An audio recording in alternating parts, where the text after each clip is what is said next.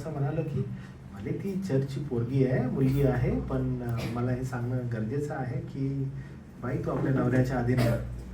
आणि त्याला एकदम छान वाटलं. वाह! म्हणजे किती चांगली गोष्ट आहे. म्हणजे म्हटलं बाई तू आपल्या नवऱ्याच्या अधीन राहा आणि लक्षात ठेव देवबापानं त्याला दिलेला तो अधिकार आहे आणि त्याला सांगितलं की तुझं कुटुंब योग्य रीतीनं पुढं चालवण्यासाठी वचनाचं मार्गदर्शन घे. आणि हे शिक्षण फार गरजेचं आहे पवित्र शास्त्र आधारित. नाहीतर आज आपण पाहतो की अनेक विवाह जे आहेत ते फार मोडकळीस निघालेले आहेत, फार कठीण परिस्थितीमध्ये आहेत. आम्ही आजूबाजूला ज्यावेळेस आज पाहत आहोत आम्हाला कठीण वाटत आहे विवाहकर पाहिल्यानंतर लोकांच्या. आणि असं जाणीव होते की त्यांना पवित्र शास्त्र आधारित जे समुपदेशन आहे त्याची किती नितांत गरज आहे. पण काही बाउंड्रीज आहेत आणि त्या बाउंड्रीज आपण नाही आखल्या, पण त्या वैयक्तिक लोकांनी आखल्यामुळं ते आपल्या परत येऊ शकत नाही आहेत.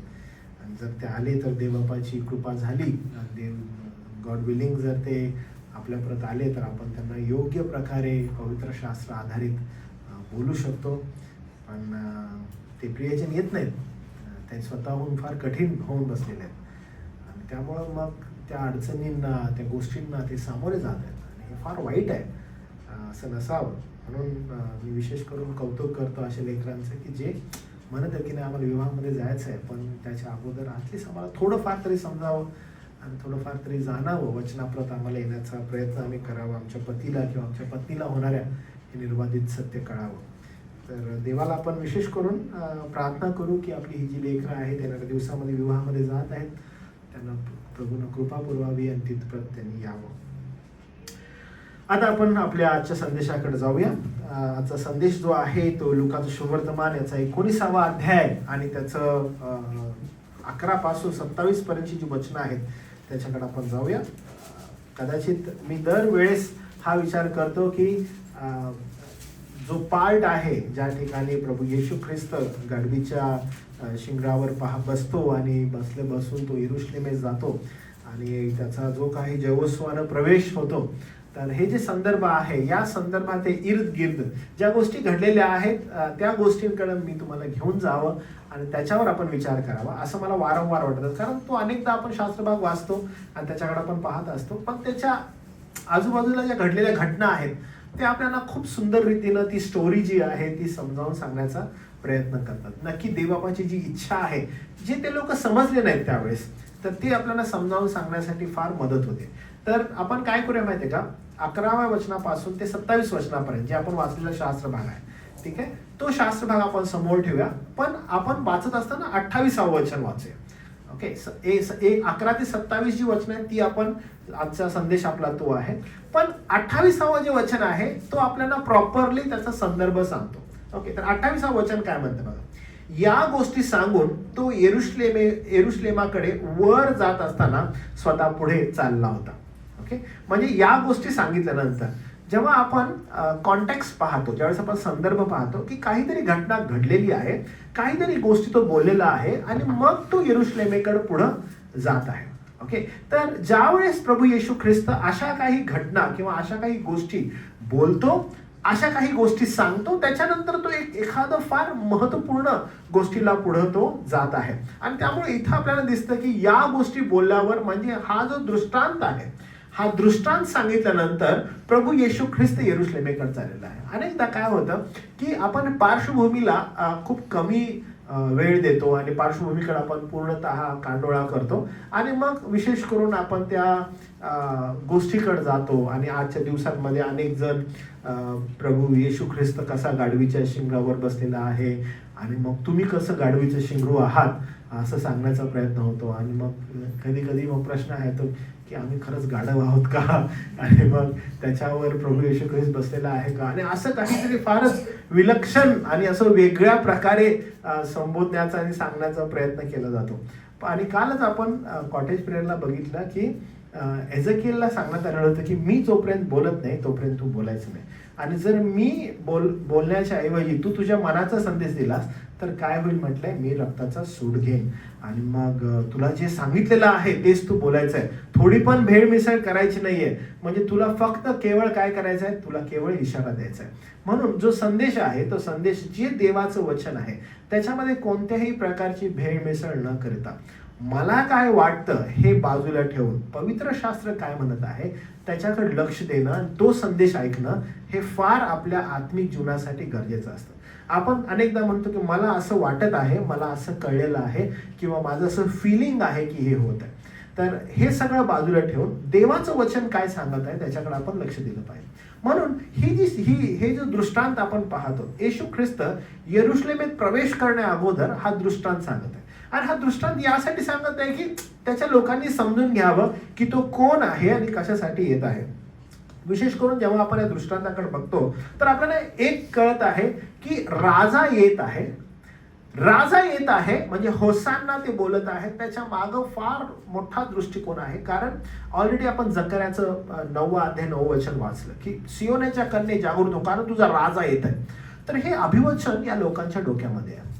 ओके, त्यांना माहित आहे हे अभिवचन काय आणि त्या दृष्टिकोनातून ते लोक विचार करतात की आमचा राजा येणार आहे, आमचा राजा. तुम्ही रिसेंटली जर आत्ताच्या येरुशलेमेच्या काही घडत असलेल्या घटना असो किंवा इस्रायल असो याविषयी जर ऐकलं ना तुम्हाला सेम कळेल की ते बोलत आहेत की हा लास्ट PM आहे, आमचा राजा येणार आहे. म्हणजे स्टील देअर वेटिंग, आमचा राजा येणार आहे, आमचा राजा येणार आहे. मग त्यांचा वेलकम कसा करायचा आहे तर ऑलरेडी सांगितलेलं आहे की आपले कपडे काढून त्या समोर टाका, झावळ्या काढून करा, आनंदाचा जयोत्सव करा. जी काही भविष्यवाणी आहे ती पूर्ण व्हायला पाहिजे आणि त्या दृष्टिकोनातून ते लोक वाट बघत आहेत. या ठिकाणीही ते यरुशलेमेमध्ये वाट बघत आहेत. पण कुणाची वाट बघत आहेत? त्यांची अपेक्षा आहे की राजा येणार आहे, पण त्यांच्या अपेक्षेच्या विपरीत काहीतरी गोष्टी घडत आहेत. ओके, तर ह्या अपेक्षेच्या विपरीत घडणाऱ्या गोष्टी तुमच्या त्याकडे नेतो. ओके, पण त्याच्या अगोदर आता बघा आपण जे वाचलेला मोहरांचा दृष्टांत असं लिहिलेलं आहे, बरोबर आहे. आपण जर तुम्ही बायबलची पानं पलटी केली आणि 20व्या अध्यायामध्ये गेले, ओके 20व्या अध्यायामध्ये गेले लुकाच्या शुभवर्तमानामध्ये 20व्या अध्यायामध्ये आणि मग तुम्हाला 9व्या वचनाचा जो एक मथळा दिसतो बघा, द्राक्ष मळ्याचा दृष्टांत. ओके, हे समजलं तुम्हाला की यरुशलेममध्ये जाण्याच्या अगोदर तो मोहरांचा दृष्टांत देतो. यरुशलेमेत गेल्यानंतर जयोत्सवाने प्रवेश होतो आणि मग तिथं द्राक्ष मळ्याचा दृष्टांत देतात. ओके, असे 2 दृष्टांत तुम्हाला या ठिकाणी दिसतात. दृष्टांत म्हणजे काय बरं, समजावून सांगण्यासाठी उदाहरणात्मक केलेली एखादी स्टोरी आहे. ओके, तर उदाहरण देण्यासाठी तुम्हाला समजावून सांगण्यासाठी कळावं म्हणजे जे काही दृष्टांत आहेत ते दृष्टांत आपल्याला कळावेत. हे दृष्टांत सांगण्याचा दृष्टिकोन काय असायचा मी तुम्हाला सांगतो. सत्य सांगायचं आहे, ओके, पण ते गुपित रीतीनं सत्य सांगायचं, उघड सत्य नाही सांगायचं. ओके, दृष्टांताचा अर्थ काय असायचा की मला बोलायचंय पण मला इनडायरेक्टली ट्रूथ सांगायचं आहे, कारण सगळ्यांनाच समजावं अशी इच्छा नाही आहे. तुम्हाला समजत आहे? येशू ख्रिस्त ज्यावेळेस दृष्टांत सांगतो त्यावेळेस सर्वांनाच कळावं हा त्याचा दृष्टिकोन नाही. तर जे त्याचे आहेत, निवडलेले आहेत, वेगळे केलेले आहेत त्यांनाच कळावं, सर्वांना नाही. म्हणून दृष्टांत सांगण्याची ती पण दाखले असायचे. माहिती तुम्हाला दाखले काय असतात? साधे सोपे दाखले असतात. म्हणजे एखादी घडत असणारी जी घटना आहे ती घटना घ्यायची आणि ती घटना काय की त्याचा उदाहरणात्मक उपयोग करायचा. एकदम सोपे दाखले असतात. ओके, म्हणजे जे काही आता मोहरीचा दाखला आहे देण्या संदर्भात दाखले काय करतात, स्टोरीज काय करतात, रिव्हील करतात, साध्या सोप्या रीतीने सत्य प्रगट करतात. दृष्टांत जे असतात ते दृष्टांत काय होतात, गहन गुपित सत्य आहे, ते सांगायचं आहे. कदाचित ते त्यावेळेस कळणार नाही पण नंतर सांगण्यात येईल. असा एक दृष्टांत होता. ओके, मी तुम्हाला हा बायबल अभ्यास देणार बरं का, ज्याच्याविषयी प्रभू येशू ख्रिस्त असं म्हणाला, हा जर दृष्टांत तुम्हाला कळाला तर तुम्हाला पवित्र शास्त्रातील सर्व दृष्टांत कळतील. असा कोणता दृष्टांत होता? ओके, बायबल अभ्यास करणार तुम्ही? ओके, सगळ्यांनी करणार. पुढच्या वेळेस मी विचारू तुम्हाला. ओके, कारण आपलं कलसे क्रासपत्र संपलेलं आहे, बरोबर आहे, आणि आपण नवीन प्रारंभ करतो. तर तुम्ही गेलो बायबल अभ्यास करायचा, तुम्ही काय कराल, जाऊन ते AIलाच विचारा किंवा आत्ता पण जाऊन AIला विचारा. पण आय विल टेल यू, तुम्हाला AIचं पण उत्तर नाही मिळणार. ओके, असा कोणता दृष्टांत आहे, ओके, असा कोणता दृष्टांत आहे ज्याच्यावर येशू ख्रिस्त असं म्हणाला की हे तर तुम्ही हा दृष्टांत समजला तर इतर सर्व दृष्टांत तुम्हाला कळतील. तर अभ्यास करा, नुसतं जाऊन ते गुगलला विचारू नका. ओके, अभ्यास करा, दृष्टांत पहा आणि प्रत्येक दृष्टांत वाचा आणि त्या दृष्टांताच्या एंडला प्रभू येशू ख्रिस्ताने सांगितलेलं आहे, तर त्याचा सगळे तुम्ही अभ्यास करा. ओके, म्हणजे तुम्हाला इतर दृष्टांत समजतील. बरं, आपण आपल्या आता ह्याच्याकडे जाऊया. इथं 2 दृष्टांत आहेत, एक मोहऱ्याचा आणि एक द्राक्षमळ्याचा. ह्या दोन्ही स्टोरीज ज्या आहेत त्याचा केंद्रबिंदू आहे प्रभू येशू ख्रिस्ताचा यरूशलेमेत प्रवेश. ओके, या दोन्ही स्टोरीजचा किंवा या दोन्ही दृष्टांताचा केंद्रबिंदू काय? प्रभू येशू ख्रिस्ताचा यरूशलेममध्ये असणारा प्रवेश. आपण छान डेकोरेशन केलं लेकरांनो, मला खूप सुंदर वाटलं डेकोरेशन. तुम्ही फार सुंदर केलेलं आहे डेकोरेशन. भले साधं आहे पण एकदम छान वाटतं आणि सुंदर असं दिसतं, ते खूप चांगलं आहे. का बरं आपण केलं? कारण पवित्र शास्त्रामध्ये अशा झावळ्या घेऊन प्रभू येशू ख्रिस्ताचा वेलकम केलेला होता, त्या गाढवीच्या शिंगासमोर टाकलेल्या होत्या आणि मग आपण आपल्या ज्या रूढी आहेत त्याच्यानुसार मंडळी काय करते त्याची आठवण करते आणि आजचा दिवस झावळ्याचा रविवार म्हणून साजरा होतो. पुन्हा एकदा आठवण होते, गुड फ्रायडेच्या अगोदर यरूशलेममध्ये प्रवेश झालेला आहे आणि येशू ख्रिस्त काय करत आहे, याच्यानंतर जा ये यरूशलेमेत करत आहे आणि त्याचं झालेला जो वेलकम आहे त्याची आठवण आपण करतो की तारणार आलेला आहे आणि घोषणा झालेल्या आहेत की आम्हाला वाचव राजा, आमचा उद्धार कर राजा, अशा घोषणा झालेल्या आहेत आणि मंडळीही त्याची काय करत आहे, आठवण करत आहे. आपणही त्याची आठवण केलेली आहे. तर मग आपण पुन्हा आता या संदर्भाकडे जाऊया जो 19व्या अध्यायामध्ये आहे आणि 20व्या अध्यायाचा पण काही संदर्भ आपण थोड्या वेळानंतर घेऊया. तर यामध्ये नेमकं काय झालेलं आहे आपण जरासं बघू. इथे लिहिलेलं आहे की ते या गोष्टी ऐकत असता त्याने त्यास एक दाखला सांगितला. ओके, तो या गोष्टी ऐकत आहे, ते या गोष्टी बघत आहे, तर लोकांनी दाखला सांगितला. 19वा अध्याय ज्यावेळेस आपण पाहतो, 19वा अध्याय पहिलं वचन जे आहे त्याच्यामध्ये लिहिलं आहे बघा, तो यरीहोत प्रवेश करतो. त्याचा तिथं आपण काय म्हणतो, तो यरीहोत प्रवेश करतो. तर तो यरूशलेमेकडे ज्यावेळेस जायचं त्याचं ठरलेलं आहे, तर तो अध्याय 13 आहे. लुकास वर्तमान अध्याय 13 मध्ये आता दूरदृष्टी करून त्यानं काय म्हटलं, मला यरूशलेमेत निघायचं. तो यरूशलेमेच्या वाटेनं जात आहे. त्याला माहिती आहे यरूशलेममध्ये काय होणार आहे. योहानाचं शुभवर्तमान वाचलं त्याच्यामध्ये आपल्याला कळतं की त्याचे शिष्य म्हणतात चला आपण मारायला जाऊया. त्याचे शिष्य काय म्हणतात, चला आपण आता मारायला जाऊ. कारण यरूशलेममध्ये गेल्यावर काय होणार आहे, तर मरण आहे. मरण का आहे? कारण शास्त्री परुषी जे आहेत, सदुकी परुषी पण जे आहेत, शास्त्री परुषी सदुकी जे आहेत, हे लोक येशू ख्रिस्ताला मारण्याचा प्रयत्न करणार हे त्यांना ठाऊक होतं. कारण का, येशू ख्रिस्त त्यांच्या रूढींसंदर्भात परंपरांच्या विरोधात बोलत होता आणि त्यामुळे शिष्य पण म्हणाले चला आपण मारायला जाऊया. 13व्या अध्यायापासून सुरुवात झाली आहे. 1 बाय 1 शहर गाव हे लोक पालतप करत आहेत. एरिहोत जातात. एरिहोमध्ये जक्कई आहे, जक्कयाला पार करतात. घडत असणाऱ्या गोष्टी आहेत. जक्कयाला समजताना येशू ख्रिस्त म्हणतो आज या घराला तारण प्राप्त झाले. हे बोलल्यानंतर असं म्हटलेलं आहे, तो समोर जातो आणि समोर गेल्यावर असं म्हटलेलं आहे की त्याला तुम्हाला एक दाखला सांगतो असं तो म्हणतो. कारण का? कारण तो यरूशलेमेच्या जवळ होता. तुम्हाला कळत आहे, त्यानं हा दाखला सांगितलेला आहे. तुम्ही ज्यावेळेस या 11व्या वचनाकडे पाहता पुन्हा एकदा बघा बरं का, आपण बघूया की का हा दाखला महत्वाचा आहे. ओके, सॉरी, का हा दृष्टांत महत्वाचा आहे तुम्हाला या ठिकाणी कळलं. ते या गोष्टी ऐकत असता, ओके, 9वं वचन 11वं वचन, ते या गोष्टी ऐकत असता त्याने त्यास एक दाखलाही सांगितला, कारण तो यरूशलेमा जवळ होता. का सांगितला बरं दाखला? कारण तो यरूशलेमा जवळ, म्हणजे याला फार महत्व आहे. या मोहरीचा जो दृष्टांत आहे याला काय आहे, याला फार महत्व आहे. का महत्व आहे? कारण तो यरूशलेमा जवळ होता. त्याला का हे सांगावं असं वाटलं किंवा का हे तो सांगत आहे, त्याचं उदाहरण किंवा त्याचं उत्तर पण या ठिकाणी आहे. काय होतं? कारण तो यरूशलेमा जवळ होता आणि देवाचे राज्य एव्हाच प्रगट होणार असे त्यास वाटत होते. त्यास म्हणजे कुणाला बरं? त्यास म्हणजे कुणाला? येशू ख्रिस्ताला. मग कुणाला? त्यास म्हणजे कुणाला? जे लोक त्याच्या आजूबाजूला होते. ओके, जे लोक आजूबाजूला होते, जे लोक यरूशलेम होते, त्या सगळ्यांना काय वाटत होतं की आत्ताच देवाचं राज्य उतरणार आहे, आत्ताच देवाचं राज्य येणार आहे आणि त्या दृष्टिकोनातून ते लोक वाट पाहत आहेत. आणि येशू ख्रिस्त मग हा मोहरीचा जो दृष्टांत आहे, दाखला आहे, तो त्यांना देत आहे. आणि काय देत आहे बघा, त्याने काय म्हटलंय, तो म्हणाला कोणी एक उमराव आपण राज्य मिळवून परत यावे म्हणून दूरदेशी गेला. एक मोठा राज्यकर्ता उमराव सरदार जो आहे तो त्या ठिकाणी होता आणि तो म्हटला की चला मी जातो आणि अनेक राज्य काय करतो, मिळून येतो, म्हणून तो गेला. असं म्हटलेलं आहे, तो परत यावे म्हणून दूरदेशी गेला. त्याने आपल्या 10 दासास बोलवून त्यास 10 मोहरा दिल्या व सांगितले मी येई तोपर्यंत यावर व्यापार करा. मी जात आहे आणि मी येऊपर्यंत काय करा, तुम्ही व्यापार करा. आता हा दृष्टांत संपूर्णपणे किंवा हा दाखला सांगण्याची गरज काय आहे, हा दाखला त्यानं का द्यावा? कारण तो पुन्हा मी सांगत आहे यरूशलेम जवळ होता. यरुशलेममध्ये प्रवेश केलेला का? नाही, यरुशलेम जवळ होता तो. आणि त्यामुळे हा दाखला सांगणं फार गरजेचं आहे. लोक जे आहे त्यांच्यामध्ये एव्हाना बोलणं चालू झालेलं होतं की यरुशलेममध्ये प्रवेश होणार आहे, यरुशलेममध्ये प्रवेश होणार आहे आणि राज्य प्रस्थापित होणार आहे. म्हणजे नेमकं काय बरं, तर राजकारण जे आहे, राजकीय दृष्ट्या राज्य प्रस्थापित होणार आहे.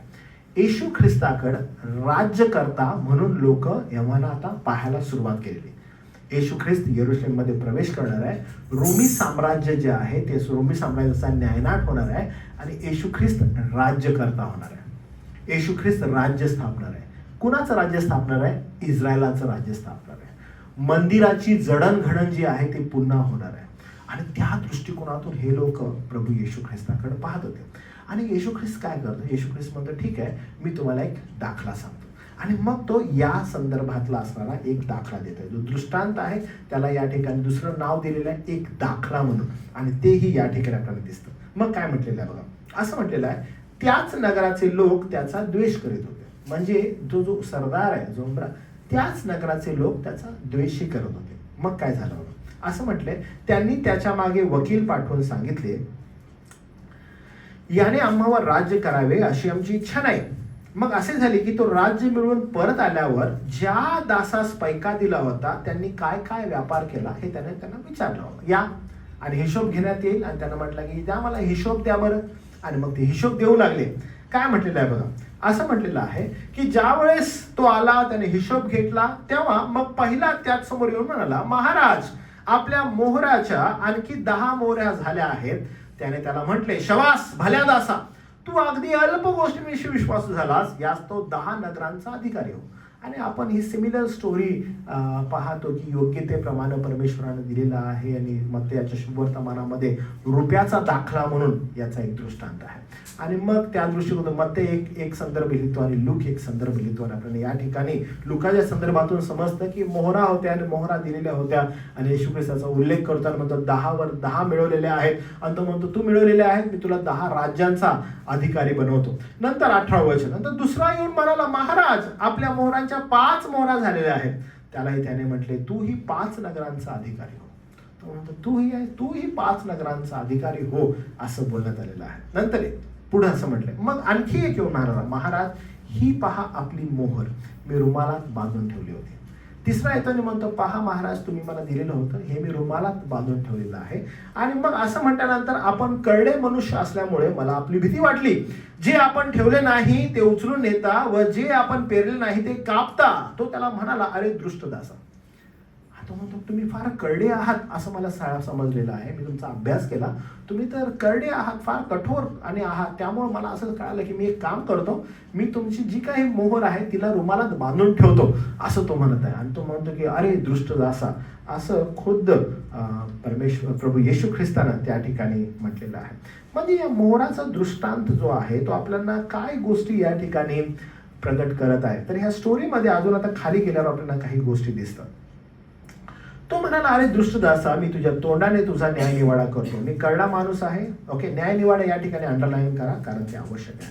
मी करडा मनुष्य आहे असे मी ठेवले नाही, ते उचलून नेतो व जे मी पेरले नाही ते कापतो. हे तुला ठाऊक होते तर तू माझा पैका पेढीवर का ठेवला नाहीस? ठेवला असतास तर मी येऊन व्याजासह उगवला असता.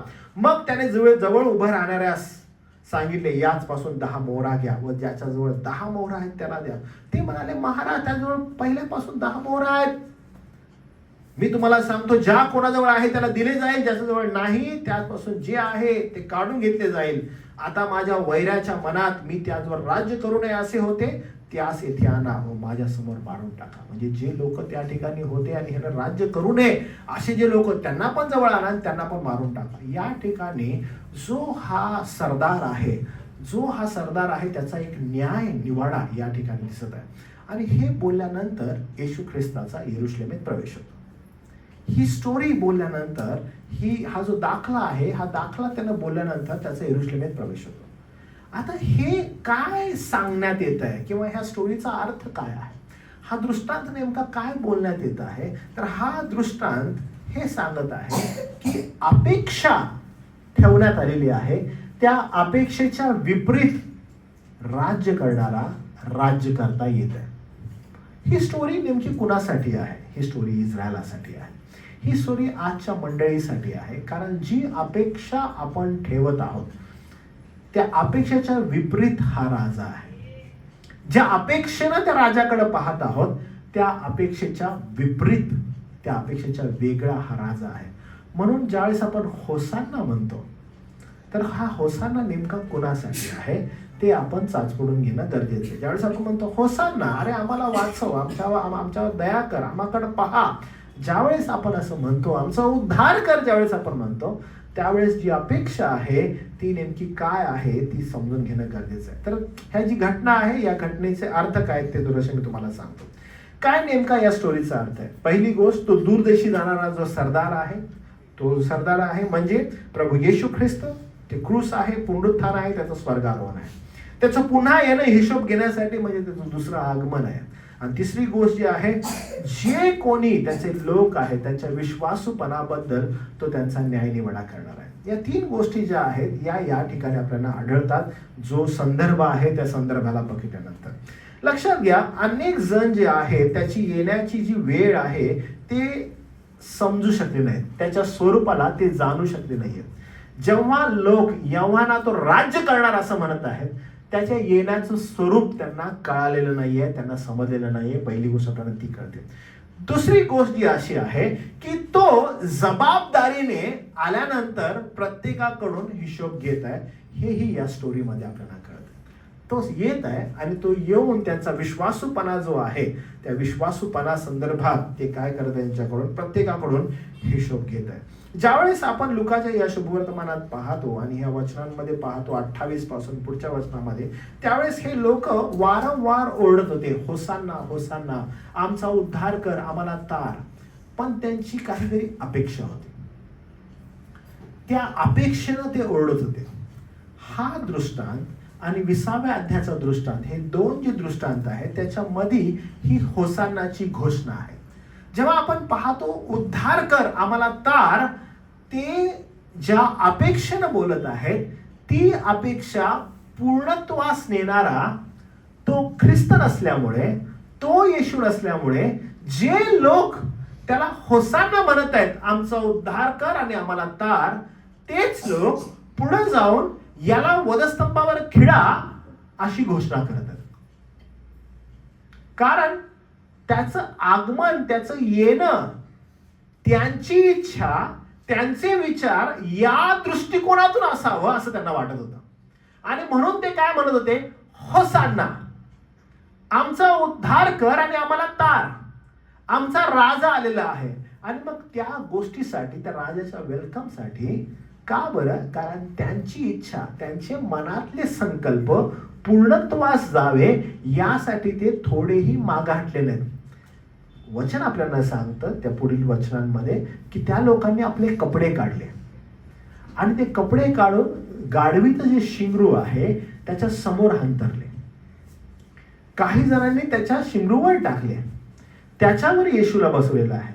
काही जणांनी पटकरून डहाळ्या तोडल्या, कारण का त्यांना वेलकम करायचं. आणि मग त्यांनी त्याच्या समोर अंतरल्या. का बरं, कारण आमचा राजा येत आहे. तो राजा जो आहे त्यांची अपेक्षेला अनुसरून तो राजा आहे असं त्यांना वाटत होतं की यव्हाना तो राज्य स्थापणार आहे. आणि येशू ख्रिस्त काय करत आहे, ऑलरेडी दाखला देत आहे, मोहऱ्याचा दृष्टांत देत आहे, त्याद्वारे सांगत आहे येण्याचा उद्देश काय आहे, मी काय येत आहे, मी कशासाठी येत आहे. हो, त्यांना कळालं नाही, त्यांना समजलं नाही. पण ते काय म्हणत आहेत, होसान्ना होसान्ना. ते ओरडत आहेत आणि ते म्हणत की आमच्या अपेक्षेप्रमाणे आमचा राजा आहे, आमच्या इच्छेप्रमाणे आमचा राजा आहे. आणि ते त्याचं वेलकम करतात, हो, त्याला आमंत्रण करतात. आणि मग त्यासाठी ते थोडे इंचभरही मागं हटत नाहीत. तर काय करतात, इनफॅक्ट कपडे काढून पण समोर टाकतात. अजून आम्ही काय करावं, अजून आम्ही काय करावं. आणि ते मोठ्या रीतीनं घोषणा देत आहेत, होसान्ना होसान्ना. आणि मग जेव्हा आम्हाला वाचव असं म्हणतात, आम्हाला तार, आमचा उद्धार कर असं म्हणतात. कशापासून बरं, लोकांची अपेक्षा काय होती, रोमन राजवटीतून मुक्तता, रोमन राजवटीतून मुक्तता. येशूची योजना काय होती, कशापासून मुक्तता? पापापासून. इतकं सोपं होतं. हे काय म्हणत होते? रोमन राजवटीतून मुक्तता. दुसरी गोष्ट, लोकांची अपेक्षा होती तात्काळ त्वरित राज्य स्थापावं, त्वरित राज्य स्थापावं. येशू ख्रिस्ताची इच्छा काय होती? दुसरं आगमन, न्याय निवाडा, विलंब आहे, थोडं थांबा, थोडा वेळ घ्या.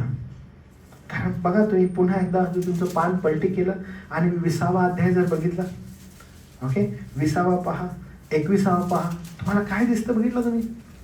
21व्याकडचा आणि 21व्या अध्यायामध्ये 5 वचनापासून पुढं तुम्हाला त्याचं हेडिंग बघितलं? काय काय दिसत आहे? की तो म्हणत आहे की थांबा, भविष्यवाणी आहे, थोडस थांबा, थोडा धीर धरा. पण त्यांना काय हवंय? आत्ताच राज्य स्थापायचं. तिसरी गोष्ट, भौतिक राज्य स्थापना आहे, दिसणारं राज्य, की येशू ख्रिस्त यावं. आणि येशू ख्रिस्ताचं राज्य स्थापना काय? आत्मिक विजय, आत्मिक विजय असावा. आणि त्या दृष्टिकोनातून त्याचं राज्य स्थापना आहे. म्हणजे मोहरीचा दृष्टांत असो, द्राक्षमळ्याचा दृष्टांत असो, त्याच्यामध्ये होसाना जे लोक म्हणत आहेत ते लोक स्वतःची इच्छा त्याच्यावर लादण्याचा प्रयत्न करत आहेत. आणि येशू ख्रिस्त पूर्णपणे त्यांची ही जी घोषणा आहे त्याला पूर्णपणे बाजूला ठेवत आहे. त्यांना म्हणत आहे की तुम्ही लक्ष कुठं द्यावं, तुमचं लक्ष कुठं असावं. आणि त्यामुळं त्याचा हा जो होसाना या घोषणेचा योग्य अर्थ नेमका काय प्रदर्शित होत आहे? तर येशू ख्रिस्त क्रूसाकडे चाललेला आहे. हा जो दृष्टांत आहे हा अतिशय स्पष्टपणे तुम्हाला आणि मला काही गोष्टी दाखवत आहे. स्टोरी फार सुंदर आहे बघा, सिमिलर आहे. हा दृष्टांत तुम्हाला आणि मला काय सांगतो? सरदार बाहेरगावी गेलेला होता. सरदार स्वतःला प्रभू येशू ख्रिस्त संबोधत आहे. येशू ख्रिस्त म्हणतो बाहेरगावी गेला म्हणजे क्रूसाकडे गेला.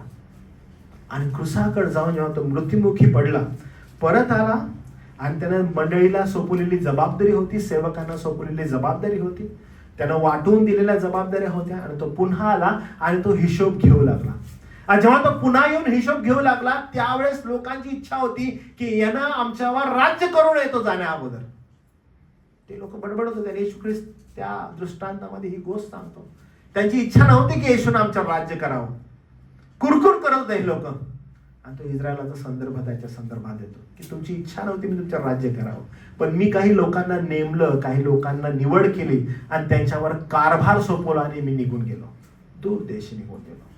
तो वनस्तंभाकडे निघून गेला. आणि ती स्टोरी तो सांगत आहे. यरुशलेमेत प्रवेश होण्या अगोदर मोहरीचा दृष्टांत देऊन तो सांगत आहे की पहा, मोहऱ्या तुमच्याजवळ देत आहे, तुमच्यावर जबाबदारी देत आहे. आणि तो म्हटलं मी गेल्यानंतर काय झालं? मी पुन्हा आलो आणि जी जबाबदारी होती त्या सेवकांना पुन्हा जवळ बोलवलं आणि अंतिम न्याय जो आहे तो त्यांच्यावर मी प्रगट केला. तुम्ही मला सांगा, हिशोब द्या, तुम्ही काय काय केलेलं आहे? तुम्ही मला सांगा, तुम्ही कोणती कोणती सेवा केलेली आहे? तुमच्यावर सोपवलेली जबाबदारी होती ती नेमकी कोणती होती? आणि मग त्यांचा अंतिम न्याय आपल्याला त्या ठिकाणी दिसतो. या संदेशामध्ये किंवा मोहरीचा दृष्टांत आहे याच्यामध्ये आपल्याला एक गोष्ट कळते. आणि ती गोष्ट अशी आहे की तो जो खरा आहे त्या खऱ्याला ते ओळखू शकले नाही, ते जाणू शकले नाही की तो खरा कसा आहे, त्याची इच्छा काय आहे, त्याचे संकल्प काय आहेत. त्यांना कळालं नाही. आणि का कळालं नाही? आता पट करून आपण ना सेम जो हा दाखला आपण वाचलेला आहे आपण पुढच्या दाखल्याकडे जाऊ, म्हणजे तुम्हाला ह्याच्या सिमिलॅरिटीज कळतील. 9व्या वचनापासून पुढे बघा काय सिमिलॅरिटीज आहेत बघा. या ठिकाणी मग तो लोकास हा दाखला सांगू लागला, कोणा एका मनुष्याने द्राक्षमळा लावला असं म्हटलेलं. आणि तो माळ्यास सोपून देऊन आपण बरेच दिवस परदेशात जाऊन राहिला.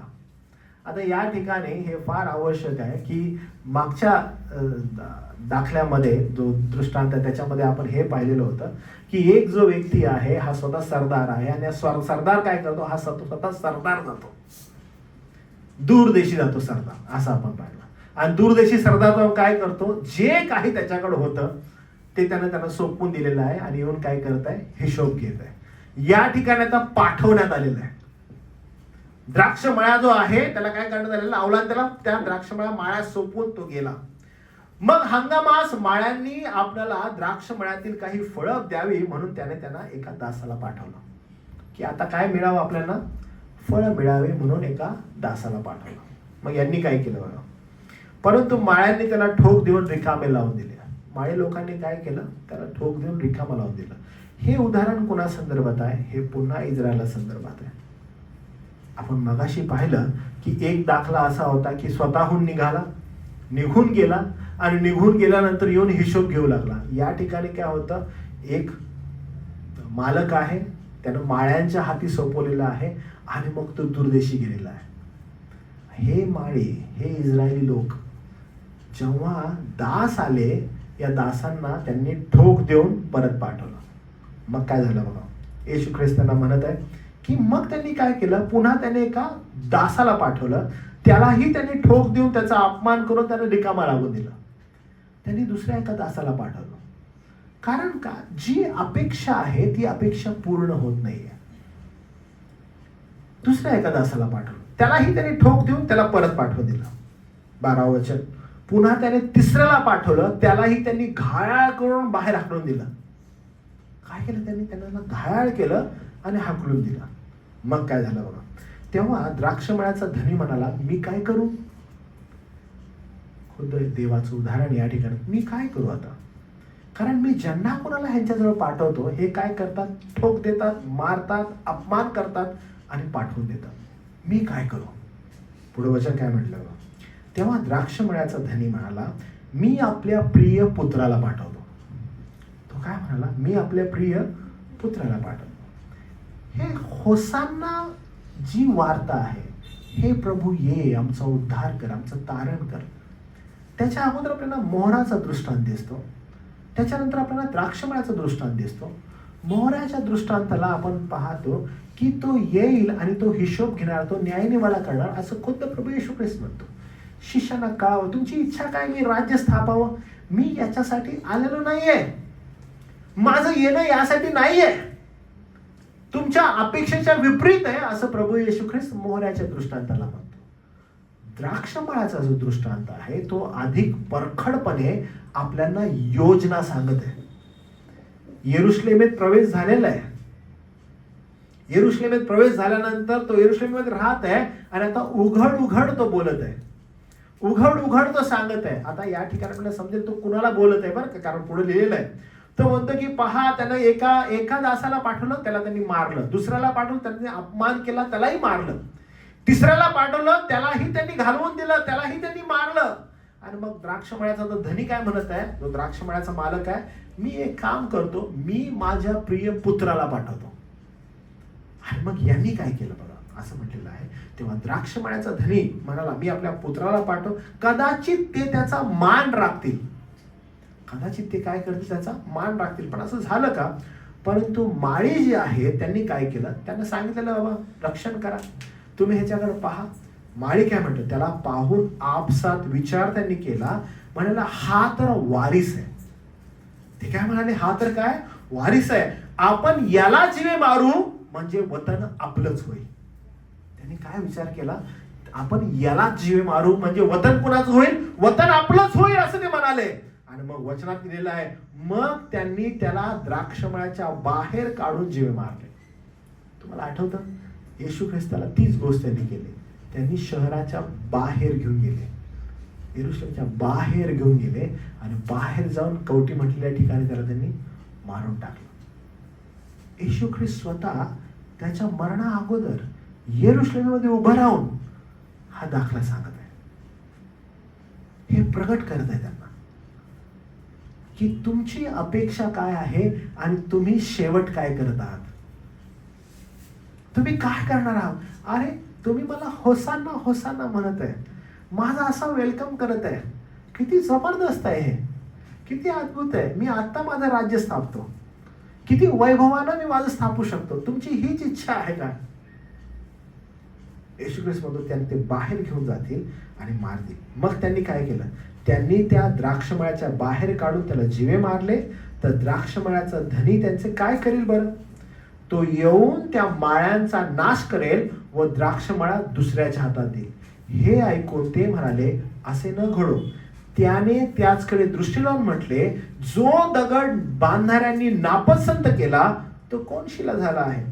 असे जे लिहिले आहे ते काय, जो कोणी त्या धोंड्यावर पडेल त्याचा सुराडा होईल, परंतु ज्या कोणावर तो पडेल तो भुगा भुगा करून टाकेल. आणि हे अभिवचन त्या ख्रिस्ता संदर्भात होतं. तुम्हाला माहित आहे, हे ऐकल्यानंतर शास्त्री परुषी यांच्यामध्ये कुजबूज चालू झाली असं म्हटलंय. काय कुजबूज होती तर कुजबूज अशी होती, हा आमच्याविषयी बोलत आहे, हा आमच्याविषयी बोलत आहे, हा आमच्याविषयी बोलत आहे. म्हणजे त्यांना हे कळत होतं, त्यांना हे समजत होतं, ते काय करत आहेत हे त्यांना ठाऊक होतं. जाणून बुजून त्यांनी ह्या गोष्टी केलेल्या आहेत. कारण का, यालाच मारून टाकू, यालाच मारून टाकू म्हणजे वतन आपलं होईल. मोहरीचा दृष्टांत, रुपयाचा दृष्टांत आपल्याला तीच गोष्ट सांगतो की प्रभू येशू ख्रिस्त म्हणत आहे, तुमचं लक्ष, तुमचा दृष्टिकोन तुमच्या वैयक्तिक फायद्यासाठी, तुमच्या अपेक्षेसाठी कधीही नसावा.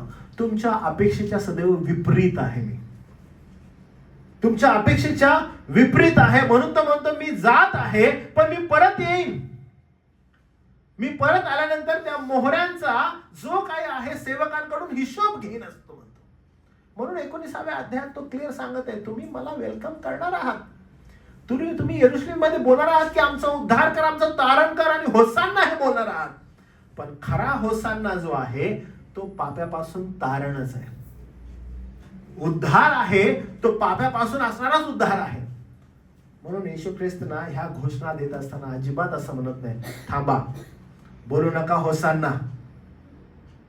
अजिबात त्या गोष्टीला तो नकारत नाही, तर त्यांना ते बोलू देतो, त्यांना दटावत नाही.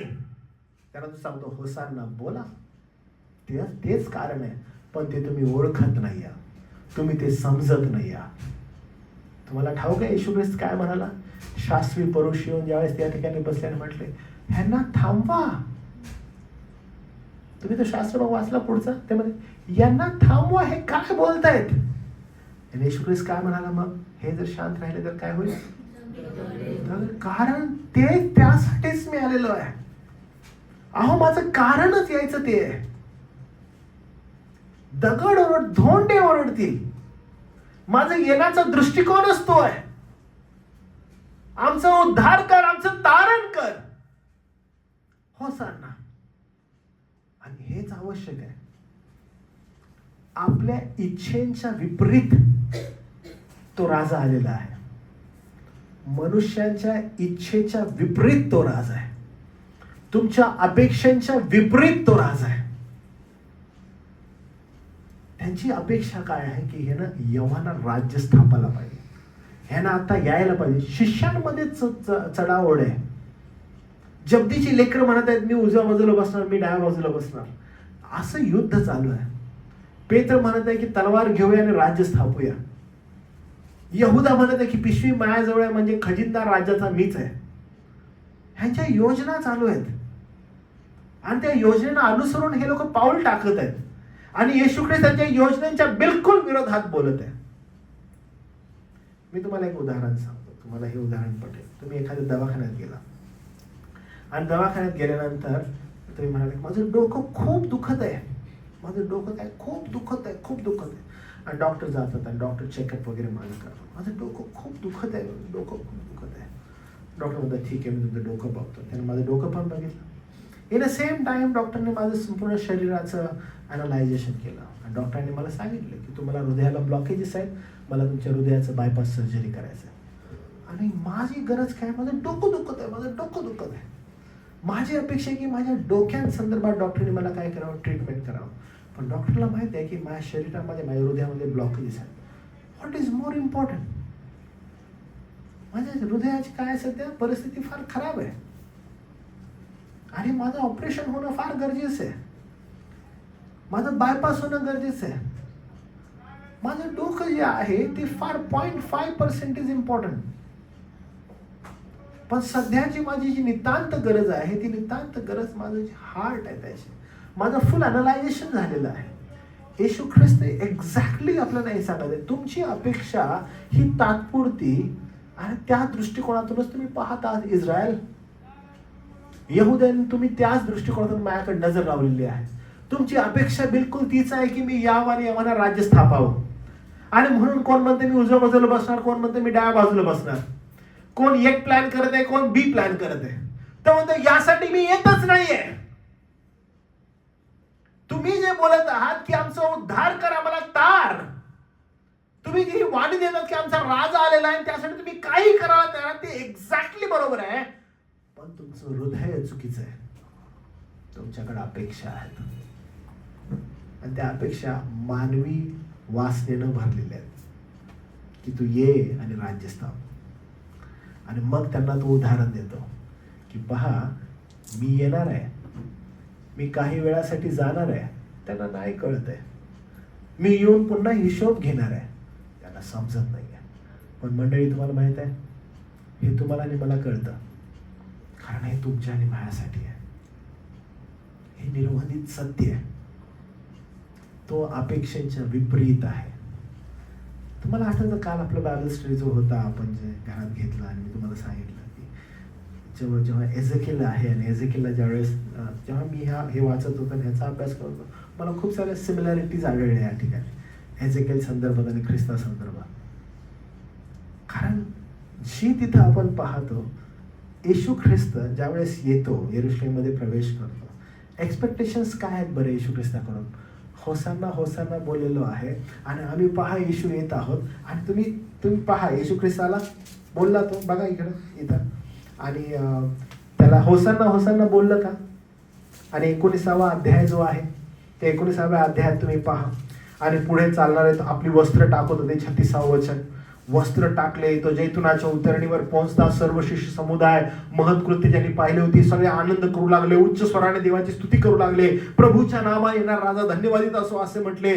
स्वर्गात शांती असो, ऊर्ध्वलोकी गौरव असो, असं सगळं ते बोलले. बरोबर आहे? अरे तुम्ही सगळं वाचलं ते. तुम्ही पहा 41वं वचन काय म्हणतात, त्याचं हेडिंग काय बघितलं तुम्ही? 41 वचनाचं हेडिंग काय? काळा मथळा काय? येशू ख्रिस्त. आणि तो काय करतो? विलाप केला त्यानं. अरे रे रे, तुम्ही आठवलं कालचा एझेकिएलचं काय होतं? सेम होतं. आता एवढी स्तुती झालेली आहे, एवढी वाहवा झालेली आहे, तर संदेश काय असायला पाहता? Thank you so much. तुम्ही सगळ्यांनी मला खूप सुंदर माझं वेलकम केलेलं आहे. खूप आभार, खूप थँक्यू, खूप चांगलं, तुम्ही किती चांगले लोक आहात. नाही, त्यानं मुख खोललं आणि तो काय करू लागला? विलाप. तुम्हाला आठवतं एझेकिएलला काय सांगितलं? तू तोंड खाल्ल्यावर काय होईल? आक्रोश, विलाप, शोक. हा बिलकुल. आणि इथं काय दिसतं तुम्हाला? एवढं वेलकम झालं येशू ख्रिस्ताला, नो थँक्यू, नथिंग, विलाप. आणि काय करतो? दोष देतो. कुठल्या लोकांना? त्याच लोकांना. आता हे लोक काय करणार? ओके, तू आमचा राजा आहेस आणि तू मला असं बोलतोस? वेट, 1-2-3 दिवस जाऊ देत, तुझी चौकशी चालू होऊ दे. तुला आता आम्ही दाखवतो, तुला आम्ही दाखवतो. काल आपण पाहिलं तो काय म्हणतो, त्यांची कपाळ पण काय काय झालेले? कठीण. आणि तुझं कपाळ मी काय करतो आता? गारगोटीसारखं कठीण करतो. Same thing. तुम्ही पहा की या लोकांचं एक्सपेक्टेशन आहे की तू आमचा राजा, राज्य स्थाप, राज्य स्थाप, राज्य स्थाप. येशू ख्रिस्त येतो आणि विलाप करायला लागतो. आणि तो येऊन काय काय बोलतो बघा. तो आल्यावर तो म्हणतो, ज्या दिवशी शांतीच्या गोष्टी ओळखून घेतल्या असत्या तर किती बरे होते, परंतु आता तू तुझ्या दृष्टीपासून गुप्त केले आहेत. पुढे असे दिवस येतील की ज्यात तुझे शत्रू तुझ्या भोवती मेढकोट बांधून तुला वेढा देतील, तुला चहूकडून कोंडतील, तुला तुझ्या मुलाबाळांना धुळीस मिळवतील आणि तुझ्या धोंड्यावर धोंड्या राहू देणार नाहीत, कारण तू त्याचा समाचार घेतल्याचा प्रसंग ओळखला नाहीस. अय्यो, तुमची मुलं बाळ वगैरे अशा संदर्भात बोलत येतो. आत्ताच त्यांनी त्याला काय केलं? होसांना होसांना आमचा उद्धार करा, मला तार बोलले. कारण ते एक्सपेक्टेशन आहे, ती अपेक्षा आहे. तुम्ही जे या ठिकाणी आहात, येशू ख्रिस्ताकडे येत असताना तुमच्या ज्या काही वैयक्तिक इच्छा आणि अपेक्षा असतात त्या घेऊन आपण पुढे येत असतो. आणि त्या पुढे घेऊन आपल्या त्या पूर्ण व्हाव्यात अशी आपली इच्छा असते. पण लक्षात घ्या, ख्रिस्त येशू हा सदैव त्याच्या विपरीत आहे, देहाच्या भौतिकतेच्या सदैव विपरीत आहे. कारण का, तो राज्य स्थापत आहे, तो उद्धार करत आहे आपल्या पापा संदर्भात, आपल्या पातका संदर्भात. आणि त्यामुळे त्यानं केलेला विलाप आपल्याला अधिक चांगल्या रीतीनं कळू शकतो, कारण त्याचा विलाप आत्मिक गोष्टींसंदर्भात होता, मंडळीच्या स्थापने संदर्भात होता. त्यांना कळाला नाही, त्यांना समजला नाही. आणि त्यामुळं प्रभू येशू ख्रिस्त पुढे जातो आणि लगेच गेल्यावर तो मंदिराचं शुद्धीकरण करतो. आपल्याला परत दिसत आहे की कुठंच असं म्हणतो ना आपण की एवढी प्रेज झालेली आहे, एवढं छान गुणगान गायलेलं आहे. येशू ख्रिस्तानं सरळ हातामध्ये सोटा घेतलेला आहे, तो विलाप करत आहे, हातामध्ये सोटा घेत आहे आणि मंदिराचं शुद्धीकरण करत आहे. ते केल्यानंतर पटकरून आता जात आहे म्हणत आहे, माझ्या अगोदर जे जे लोक आले ना त्यांना तुम्ही मारून टाकला, त्यांना चोप दिला. हो, तुम्ही बघा, त्यांनी एका तरी संदेशाचा स्वीकार केला काय? कोणाचाच नाही केला, प्रत्येकाला मारलं. आणि मग देव म्हणाला, माळ्याचा जो धनी आहे तो म्हणतो की आता मी काय करतो यावेळेस, आता मी या पुत्रालाच पाठवतो. अहो, मग त्याला मी आलो, आता तुम्ही मला पण गावाच्या बाहेर घेऊन मारणार आहे का? कारण हा दाखला आहे, हा दृष्टांत आहे, त्यांना कळत नाहीये. हे सगळं काय होतं, त्याच्या सार्वभौम इच्छेमध्ये सगळं काही प्रिपेअर्ड, वेल प्लॅन्ड आहे, त्यांना ते कळत नाहीये. आणि त्यांनी तसंच केलं का? बिलकुल तसं केलं. त्यांनी काही दिवसांअगोदर होसाना होसाना असं बोललं. 3-4 दिवस गेल्यानंतर ह्याला वधस्तंभावर खेळा बोलले. का बोलले? कारण हे लिखित स्वरूपात होतं, परमेश्वराच्या मर्जीस आलेलं होतं. यशामध्ये सांगितल्याप्रमाणे त्यांची अंत करणं कठीण झालेली होती. का? कारण त्यांच्या एक्सपेक्टेशनच्या, त्यांच्या अपेक्षेच्या अतिशय विपरीत हे झालं होतं. आपल्या अपेक्षा प्रभू येशू ख्रिस्तामध्ये नेमक्या कोणत्या असतात? कोणत्या अपेक्षेनं आपण ख्रिस्ताजवळ येतो, कोणत्या अपेक्षेनं आपण प्रार्थना करतो, कोणत्या अपेक्षेनं आपल्या योजना असतात, त्याच्या बिलकुल विपरीत आपला प्रभू आहे. तुम्ही सगळेजण जे या ठिकाणी बसलेले आहात, मी तुम्हाला विनंती करतो, पुन्हा एकदा आपल्या ज्या अपेक्षा आहेत प्रभू संदर्भात त्या तुम्ही समजून घ्या. त्या तुमच्या देहाला, तुमच्या भौतिकतेला पकडून जर असतील तर त्या फार वाईट आहेत. तो आपल्या अपेक्षेचा सदैव वेगळा आहे. त्याला एक्झॅक्टली माहित आहे की आपली गरज काय आहे, आणि आपली गरज आपल्या पापातून असणारा उद्धार आहे, आणि तो खरा होसाना आहे. आपलं तारण खरं होसाना आहे. आणि म्हणून आपण त्या होसानाकडं, त्या उद्धार करणाऱ्या प्रभू येशू ख्रिस्ताकडं पाहणं गरजेचं आहे. कारण तो आपल्या अपेक्षांच्या अतिशय विपरीत आहे. तो आपल्या लोकांना त्यांच्या पापापासून तारेल, असं मत्तयाचं शुभवर्तमान 1 अध्याय 21 वचन याच्यामध्ये त्याचं अभिवचन होतं की तोच येईल आणि आपल्या लोकांना आपल्या पापापासून तारेल.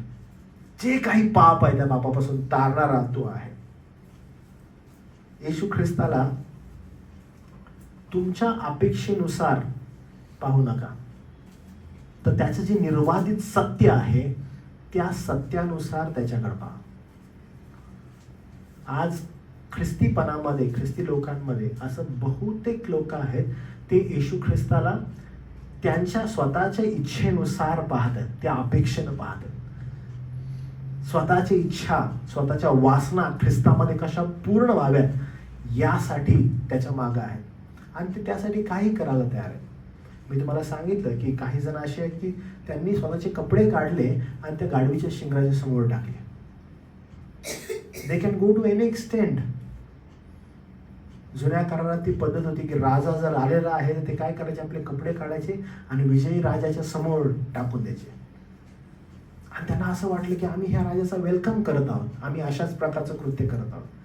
ते कोणत्याही एक्सटेंटला जाऊ शकतात.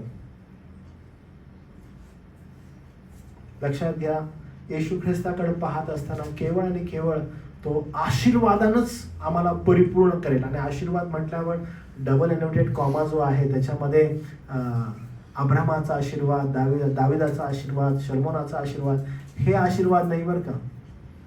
तर आशीर्वाद हा प्रभू येशू ख्रिस्तामध्ये असणारा आशीर्वाद, त्याच दृष्टिकोनातून त्याच्याकडे पहा. वधस्तंभावर खेळलेला प्रभू येशू ख्रिस्त तोच आपला आशीर्वाद, त्या दृष्टिकोनातून पहा. विश्वासूपणा, जो मोहरा आहे, जी देणगी आहे, जी देण्यात आलेली आहे, ती केवळ त्याच्या गौरवासाठी आहे आणि त्यासाठी तुम्ही वापरा. जे देण्यात आलेलं होतं त्या 10 लोकांना, त्यांनी तो विचार केला की चला आपण काय करूया, त्याच्या गौरवासाठी ते वापरूया, त्याच्या गौरवासाठी. 10 दिलेले आहेत, त्यांनी काय केलं, जाऊन त्याचा व्यापार केला. मला ठाऊक नाही तुमच्याजवळ काय आहे, तुम्हाला किती देणगी दिलेली आहे. ताच पडून बघा व्हॉट यू हॅव. कारण तो देऊन जातो आणि येऊन हिशोब देतो. तुम्हाला काय देण्यात आलेलं आहे आणि जे देण्यात आलेलं आहे त्याचा योग्य वापर करा. कदाचित तुम्हाला वेळ दिलेला आहे, त्याचा सदुपयोग करा. त्या वेळेचा सदुपयोग करा, त्याचा वापर करा, त्याच्या गौरवासाठी करा. आळशी बनू नका. ओके, झोपा घेत पडू नका. त्याचा सदुपयोग करा, त्याचा योग्य वापर करा. वेल प्लॅन करा, एकदम वेल प्लॅन असू दे तुमचं. कसा उपयोग करता येईल वेळेचा सदुपयोग. काही प्रतिभा असतील तुमच्याजवळ, काही टॅलेंट्स असतील, काही गिफ्ट्स असतील, त्यांचा वापर कसा करत आहात. मी पुन्हा सांगेन, आळशी बनू नका. काय तू एवढंच दिलंस आम्हाला, नाही, त्याचा योग्य वापर करा. वेळ आहे, तुमची प्रतिभा आहे, एकदम प्लॅन करा. त्याचा कसं करता येईल तुम्हाला.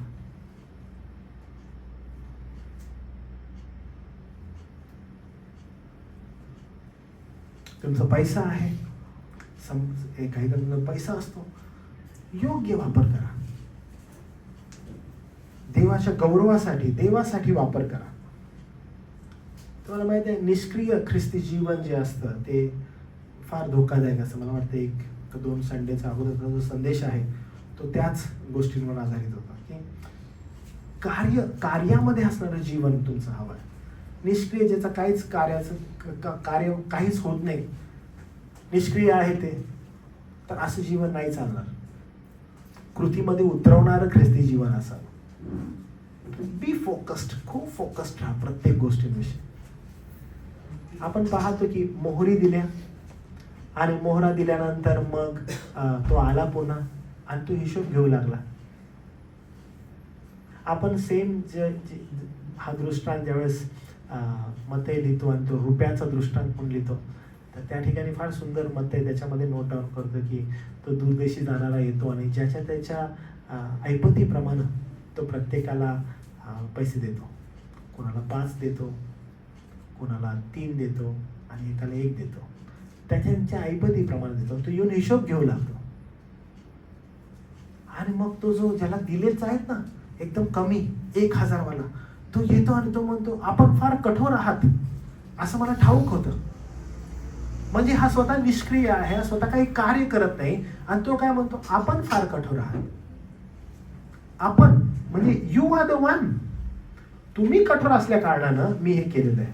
लक्षात घ्या, निष्क्रिय लोक, आळशी लोक असे वागतात. तुम्ही तसे नसावेत.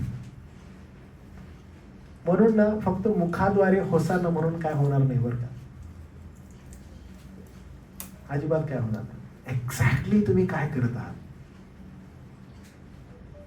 आम्ही प्रभूसाठी आमचं जीवन त्याच्या गौरवासाठी जगत आहोत का ख्रिस्तीपणाचा फक्त एक टॅग लावून बसलो आपण. आज बहुतांश म्हणजे तरुणी जे असतात, रविवारचा दिवस असेल ना, काय आळस चालू आहे का, आम्ही आळशी झालो. राहू दे ना, मला काय जायचंय. बहुतांश लोक, अरे मला काय करायचंय, why should I invest my time, I will be in my self. काय करायचंय मला. तुम्हाला माहित आहे इथं काय बोलला तो प्रभू येशू ख्रिस्त, काय म्हणतो तो, म्हणतो सगळ्यांना पकडा, इकडं आणा. तुम्हाला माहित आहे तुमच्या नावाला ख्रिस्ती हे नाव जे मिळालंय, इट हॅज व्हॅल्यू. खूप व्हॅल्यू आहे त्याला. त्याचं रक्त व्हॅल्यू आहे, त्याचं शरीर व्हॅल्यू आहे त्याचा. आणि तो तुम्हाला असं वाटतं तुम्हाला असंच सोडून देईल? बिलकुल नाही, बिलकुल नाही देणार. ह्या गोष्टीचा व्हॅल्यू आहे. तो म्हणतो त्या सगळ्यांना पकडा. तुम्हाला माहिती पकडा म्हणजे काय? सुटायचा प्रयत्न करतात ते लोक, इकडे तिकडे पळायचा प्रयत्न करतात. त्यांना पकड, इकडे आणा, ह्यांना सगळ्यांना मारून टाका. अरे आपण म्हणतो किती विचित्र न्याय आहे प्रभू. न्याय? अरे हे ना ऑलरेडी हे सांगितलंय तुम्हाला, तो ऑलरेडी हे बोललेला आहे, त्यानं हा दृष्टांत सांगितलेला आहे. त्यानं द्राक्षमळ्याचा दृष्टांत सांगितलं. तुम्ही स्वतःहून पकडलं आणि तुम्ही स्वतःहून त्या पुत्राला मारलं आणि तुम्हाला असं वाटतं की तो तुम्हाला सोडून देईल? म्हणून लेकरांनो, मी तुम्हाला सगळ्यांना एनकरेज करेन, पूर्ण मंडळीला, ख्रिस्ती जीवन हे निष्क्रिय जीवन कधी नसावं. आपण सदैव म्हणजे या जीवनामध्ये ना असं कार्य करणारे लोक असं मेंगळट नसावेत बरं का. कधी बघितलं त्रास, कष्ट आहे, कधी आळशी कधी नसावं असं. ऍक्टिव्हनेस, मी कसं करू, मी काय करू, सदैव माझी जी उत्कंठा आहे ती त्या राज्यासाठी असावी. सदैव राज्यासाठी असं मी काय करू शकतो, मी कसं करू शकतो. सदैव अग्रेसिव्ह आपण त्या गोष्टीविषयी असावं, निष्क्रिय कधी नसावं. त्यामुळं विश्वासूपणे जी नेमून दिलेली सेवा आहे ती सेवा करा. ओके, तुमच्या ऐपतीप्रमाणे तुम्हाला दिले. तुम्ही सगळेजण इथे येऊन समोर संदेश सांगाल असं नाही होणार. प्रत्येकाच्या ऐपतीप्रमाणे त्यांना दिलेलं आहे. ते विश्वासूपणे कसं करता येईल ते आपलं कार्य. इथं बसलेले तुम्ही प्रत्येक जण बरं का, प्रत्येकाला ती दिलेली कृपा आहे. विश्वासूपणे करायचं. कदाचित कोणाला बुद्धी दिलेली आहे, खूपच जबरदस्त बुद्धी आहे, त्याचा योग्य वापर करा. योग्य वापर करा. तुम्हाला दिलेले ॲसेट, तुम्हाला काही मुलं देवा येणाऱ्या दिवसामध्ये त्यांचा योग्य वापर करा देवाच्या गौरवासाठी. तुम्हाला अजून देवा काही गोष्टी प्रदान करतात, त्यांचा योग्य वापर करा देवाच्या गौरवासाठी. प्रत्येक वेळेस हे टार्गेट आहे की देवाचं गौरव कसं होऊ शकेल. देव आपण मला काय दिलेलं आहे ज्याच्याद्वारे मी देवाचं गौरव करू. मग ज्ञान आहे, बुद्धी आहे, वेळ आहे, पैसा आहे, व्हॉट एव्हर यू हॅव, देव बापाने तुमच्या ऐपतीप्रमाणे तुम्हाला दिलेलं आहे. तुम्ही काय केपेबल आहात, तुम्ही कोणत्या गोष्टी योग्य प्रकारे ठेवू शकता. काय देव बाबा, मी 500 रुपये योग्य हँडल करू शकतो, देव मला 500च देत आहे. तुम्ही अपेक्षा नाही ठेवत I should have 5 lakhs rupees, 5 लाखाची माझी अपेक्षा आहे, पण you are not capable to handle that. तुम्ही याच केपेबल आहात जे हँडल करू शकता. अति बुद्धिवान, अति ज्ञानीपणा तुम्ही हँडल नाही करू शकणार. बिकॉज लिसन, जे तुम्हाला देण्यात आलेलं आहे त्याद्वारे कसं देवाचं गौरव तुम्ही करू शकता, कसं देवाची सेवा करू शकता. म्हणून आजची गीतं पण बघा ही पूर्ण सेवेच्या केंद्रित होती. त्यासाठीच आपलं पाचारण आहे. म्हणून ज्याच्या केपेबिलिटी तुमची आहे त्याच मोहरा तुम्हाला देण्यात आलेल्या आहेत. मग देण्यात आलेल्या आहेत म्हणून त्या अशा दडवून ठेवू नका रुमालात बांधून. आळशीपणानं राहू नका. बी ऍक्टिव्ह. स्ट्रेच करा स्वतःला एकदम जास्त, पूर्णपणे स्ट्रेच करा. काय हरकत नाही प्रभूच्या गौरवासाठी तुम्हाला करायला. पूर्णपणे स्ट्रेच करा. कारण निष्क्रिय जीवन जे आहे, ज्याला ख्रिस्ती जीवन म्हणतो, ते अतिशय धोकादायक आहे, खूप धोकादायक आहे.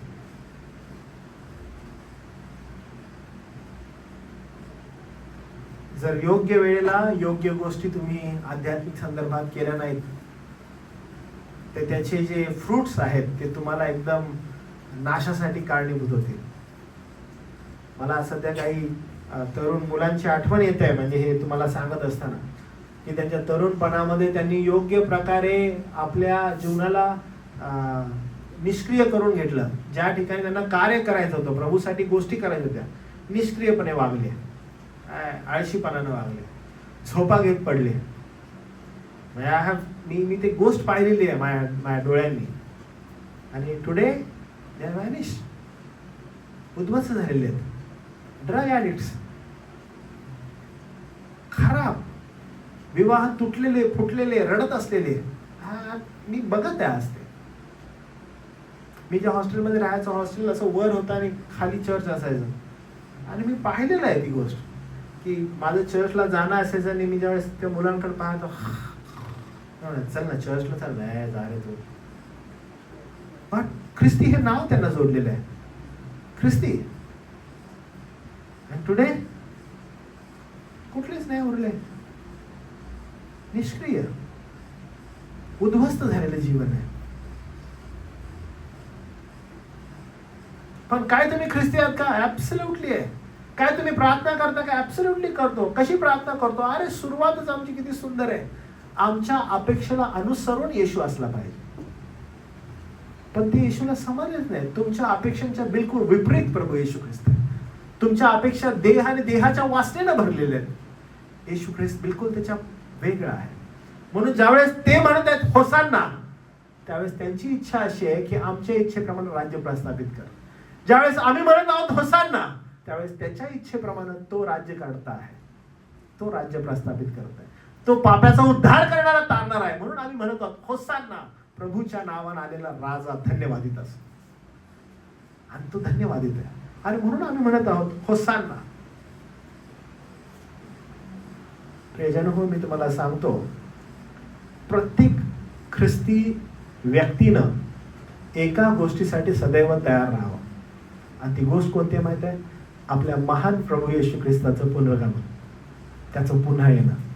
कारण तो म्हणते, प्रार्थना करत असताना पण तुम्ही प्रार्थना करा की हे देवा तुझं राज्य लवकर येऊ दे.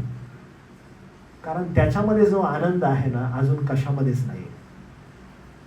त्याच्या राज्यामध्ये जो आनंद आहे, जेव्हा तो येईल आणि तो आपला विजयी प्रभू येईल आणि आपल्याला ह्या देहाच्या सर्व नाशवंत गोष्टीतून मोकळीक देईल, त्याच्यासाठी आपण वाट पाहणं फार आवश्यक आहे. कारण प्रकटीकरणाच्या ग्रंथात तो म्हणतो, पहा मी लवकर येतो.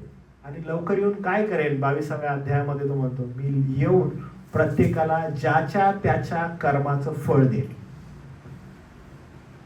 अतिशय स्पष्ट शब्दात ती तो गोष्ट सांगत आहे. तो येणार आहे आणि त्याच्या त्या गौरवी ख्रिस्ताची तुम्ही आणि मी वाट पाहणं गरजेचं आहे. म्हणून येरुशलेम मध्ये असणारा प्रवेश नक्कीच आनंदाचा आहे का? ऍब्सोल्युटली आनंदाचा आहे. आपण सगळे आनंद करत आहोत का? हो, करत आहोत. पण इस्रायल स्वतःच्या इच्छा आणि स्वतःच्या वासना समोर ठेवून त्याला वेलकम करत आहे. येशू ख्रिस्त म्हणतो की ठीक आहे, मी तुम्हाला 2 दृष्टांत देतो. पहिला आहे मोहराचं दृष्टांत. तुम्ही मला ज्या अपेक्षेनं पाहता, तुमची इच्छा आहे की मी राज्य करू नये, पण मी येणार आणि हिशोब घेणार. कुणाकडून घेणार? माझ्या लोकांकडून, ज्यांना मी अधिकारी नेमलेलं होतं. म्हणजे कोणाकडून? यू अँड मी, तुम्ही आणि मी. म्हणून निष्क्रिय तुम्ही असावं का? Absolutely not. आपण क्रियाशील असावं, आपण कार्य करणारे असावं. लक्षात घ्या, देवापानं आपल्याला संधी दिली आहे. देवापानं तुम्हाला आणि मला हे चर्च दिलं, मंडळी दिली, मंडळीमध्ये सहभागिता दिली. व्हॉट एव्हर तुमच्या पदरात पडत आहे काम, जेवढं काही काम पडत आहे, नो, विश्वासूपणे करा. सगळ्याच ठिकाणी तुम्हाला सेवेसाठी संधी नाही मिळणार, पण ज्या ज्या ठिकाणी तुम्हाला सेवेसाठी संधी मिळत आहे, विश्वासूपणे करा. कारण देवापानं ते तुम्हाला दिलेलं आहे. आणि जर तुम्ही थोडंफार विश्वासूपणे करता, त्याचं फळ अधिक मोठं आहे, तर तुम्हाला अधिक मोठ्या प्रमाणात संधी देऊ शकतो. पण जर त्याच्यामध्ये विश्वासूपणा नाही, कुठेतरी खोटारडेपणा आहे, अरे विसरून जा की तुम्हाला सेवेसाठी संधी मिळेल. तो येऊन हिशोब घेईल. तो येऊन काय करेल? तो येऊन हिशोब घेईल. आणि मग तो हिशोब यथायोग्यरीतीने तुम्ही द्यावा, अशी देवा तुम्हाला कृपा करो. कारण तो येणार आणि तो हिशोब घेणार. तो परत येणार आणि ते निष्क्रिय ख्रिस्ती आहेत, त्यांचे जीवन अधिक धोकादायक वळणावर आहे. त्यांनी विशेष करून स्वतःकडे लक्ष देणं गरजेचं आहे. म्हणून ज्यावेळेस आपण पाम संडे ह्याच्याकडे पाहतो, नक्कीच आज जग याच्याकडे एक उत्सव म्हणून पाहत आहे, पण मला तुम्हाला सांगू दे की हे एक आव्हान म्हणून याच्याकडे पाहणं गरजेचं आहे. हे आव्हान यासाठी की त्यानं ते ऑलरेडी तुम्हाला आणि मला सांगितलेलं आहे की मोहराचं दृष्टांत आहे, मोहऱ्यांचं दृष्टांत आणि द्राक्षमळाचं दृष्टांत आहे. ते दोन्ही दृष्टांत तुम्हाला आणि मला सांगतात की मनुष्याच्या अपेक्षेच्या विपरीत तो आहे आणि मनुष्याच्या अपेक्षेच्या विपरीत असल्यामुळं त्याला यरुशलेमकरांनी आणि यहुद्यांनी मारून टाकलं. पण तो म्हणतो मारून टाकलं, पण द्राक्षमळ्याचा जो मालक आहे तो सोडणार नाही. तो प्रत्येकाला ज्याच्या त्याच्या कर्माप्रमाणे फळ देईल. म्हणून तुमच्या पदरात दिलेली जी सेवा आहे, तुम्हाला दिलेली जी जबाबदारी आहे, होसांना तुम्ही म्हणत आहात का? ॲब्सोल्युटली म्हणत आहोत प्रभू. आम्ही वेलकम करत आहोत का? उद्धारक तारणाऱ्याचं गुणगान गात आहोत का? ॲब्सोल्युटली गात आहोत. मग दिलेली सेवा यथायोग्य रीतीनं पूर्ण करा. का? कारण प्रत्येक विश्वासणाऱ्या संदर्भात तो येईल आणि तो विचारेल की मी दिलेली जबाबदारी, मी दिलेले टॅलेंट्स, मी दिलेली गोष्ट, त्याचा उपयोग तो कसा केलेला आहे. मी दिलेल्या वेळेचा, मी दिलेल्या प्रतिभांचा, मी दिलेल्या पैशाचा तू कसा उपयोग केलेला आहे. देवबापानं तुम्हाला जी सेवा दिलेली आहे ती यथायोग्य रीतीनं करा, कारण तो येणार आहे. तुमचा आणि माझा विजयी प्रभू येणार आहे. जेवढ्या भविष्यवाण्या त्या संदर्भात झालेल्या आहेत त्या पूर्ण झालेल्या आहेत. त्याच्या येण्याची भविष्यवाणी ही पूर्ण होणार आहे. होसांना आमचा उद्धार कर, आम्हाला तार. तो प्रभू जो तारणारा, जो उद्धार करणारा, ज्यानं तुमचा आणि माझा उद्धार केला, ज्यानं तुम्हाला आणि मला तारलं, तो येईल आणि तो विचारणा करेल. मी पुन्हा सांगत नाही, येईल आणि पुन्हा विचारणा करेल. तुम्ही आणि मी तयार राहूया. प्रार्थना करूया आपण. प्रभुदेव बापा, होसांना, होसांना ही एक घोषणा नाही प्रभुदेव बापा. आमचा उद्धार कर, आमचं तारण कर. हे एक समर्पण आहे की तू आमचा राजा आहेस, तू आमचा तारणारा आहेस, तू पुन्हा येणार आहेस. देवापा, तू आमच्यावर कृपा कर, आमचा विश्वास वाढव, आम्हाला विश्वासूपणे जीवन जगण्यासाठी कृपा पुरव. उद्धारक तारणारा तू आहेस, गौरवी तू आहेस. तू तुझ्या महान योजनेनुसार तुझ्या महान एकुलत्या एका पुत्राला पाठवलंस. यहुद्यांनी त्यांना ओळखलं नाही, पण देवबापा मंडळीला त्याची ओळख त्याच्याच नावामध्ये तू करून देस. आज प्रभुदेव बापा, आम्हाला हे महान सत्य कळत आहे, आम्हाला समजत आहे, त्याबद्दल तुझे आभार मानतो. प्रभू, इथं बसलेले सर्व प्रियजन त्यांनी हे ओळखावं की देवा तू नेमून दिलेली सेवा कोणती आहे. तू त्यांना मंडळीमध्ये कोणत्या उद्देशाने ठेवलेलं आहेस. विश्वासूपणे देवा ते करण्यासाठी त्यांना कृपा कर. दया कर प्रभू प्रत्येकाला. इथून पुढची वेळ आम्ही तुझ्या स्वाधीन कर. तारणारा प्रभू येशू ख्रिस्त याच्या नावात प्रार्थना केली म्हणून देवा. आमेन.